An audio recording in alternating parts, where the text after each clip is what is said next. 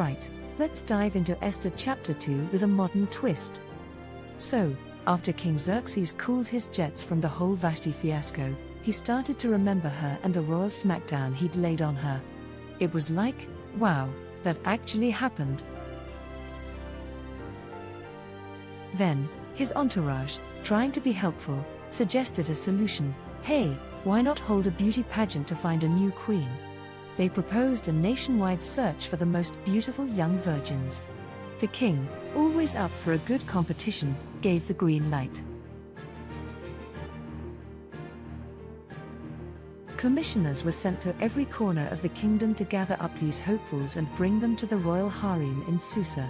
A head eunuch named Hegai was put in charge of the ladies, and they were given the full spa treatment to get them ready for the king.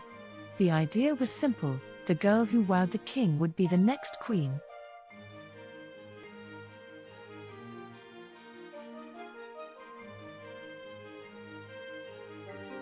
Now, in the middle of all this, we meet Mordecai, a Jewish guy from the tribe of Benjamin. He's a descendant of those who were exiled from Jerusalem way back when. Mordecai had a cousin named Hadassah, but everyone knew her as Esther. She was a total knockout and had a great personality to match.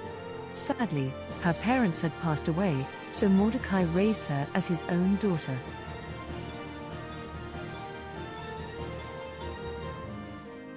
When the king's decree went out, Esther was among the many young women brought to the harem.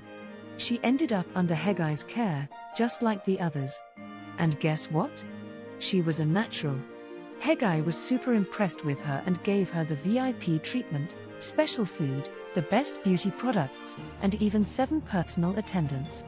Esther was living the high life in the harem.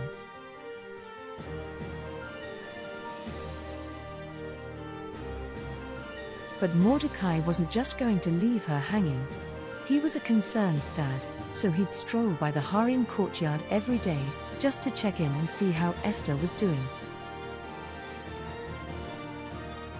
Before any girl got to meet the king, they had to go through a year-long beauty regimen, 6 months with oil of myrrh and 6 months with perfumes and cosmetics. Talk about a glow-up. When it was their turn, they could take whatever they wanted from the harem to impress the king.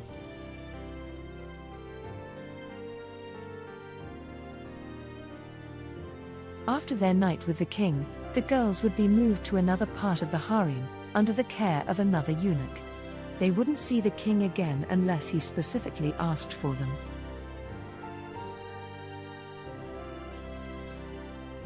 Finally, it was Esther's turn. But instead of going all out, she kept it simple. She only asked for what Hegai suggested. And guess what? Everyone loved her. She had this natural charm that won people over. When Esther met King Xerxes, it was game over. He was totally smitten. She was even more attractive to him than all the other women, and she won his favor and approval more than any of the other virgins. He put a royal crown on her head and made her queen, replacing Vashti. The king threw a massive party, Esther's banquet, for all his bigwigs. He declared a holiday and gave out gifts like a generous king. Even after becoming queen, Esther kept her Jewish identity a secret, just like Mordecai had told her. She was still following his instructions, just like when she lived with him.